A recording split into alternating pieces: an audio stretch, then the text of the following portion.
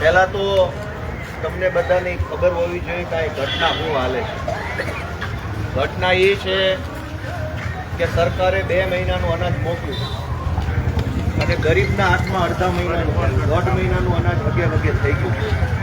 વિસાવદર તાલુકામાં 4 લફંગા ગુંડા છે.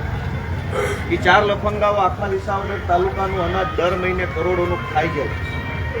તમારા જ ગામમાં કોઈ ગરીબ માણસ મજૂરી કરતો હશે, ખેતરમાં વાડીઓમાં જતો હશે, બીજા ગામમાં સવારમાં આપણી કોઈ બેન દીકરી ટિફિન બનાવી સવારમાં બીજા ગામમાં મજૂરી કરવા જતા હશે, બગસરા ઉઠી જાય છે, આંબા જાય છે, એને જે 25 કિલો ઘઉં મળવા પાત્ર હોય એ ઘઉં લફંગાઓ ખાઈ જાય, દર મહિને ખાઈ જાય.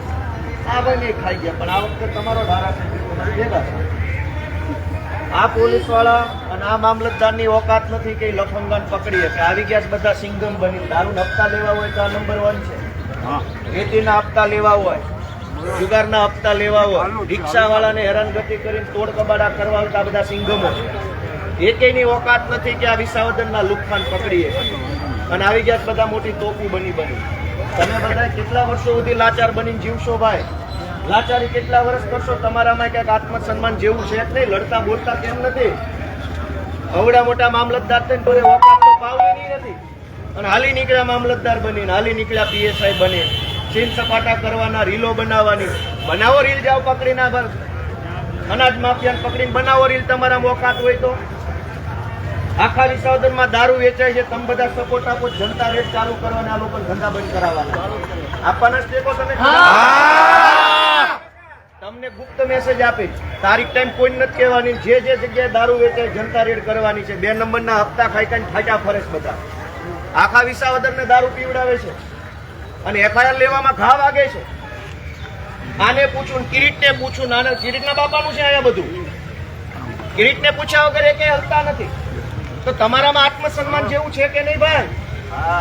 તમારું અનાજ ચોરી થઈ જાય છે અને ભાઈ તમે જે સાંભળતા હોય તમારા છોકરા એવા થાય ને આખી જિંદગીની દારૂની કમાણી વહી જાય. દવાખાનામાં થોડીક ભગવાનથી શરમ રાખો, ભગવાનથી બીવાન રાખો, ઈશ્વરનો ડર રાખો. ધારાસભ્યથી ન બીવો તો કાંઈ નહીં. તમે તો બહુ મોટા જુનાગઢના નવાબો છો, તમે થોડા અમારાથી બીવો. ભગવાનથી બીવો. એક દવાખાનું આવશે ને તો જિંદગીનો દારૂના હપ્તા બધા વૈયા જાય. એમાં શરમ આવવી જોઈએ, શરમ. રિક્ષાવાળાને લૂંટો, વેપારીને લૂંટો અને કેમ 2 નંબરનો હપ્તા બાદ અનાજ માફિયા આવ્યા તો કાં ફાટી રહી ભાઈ?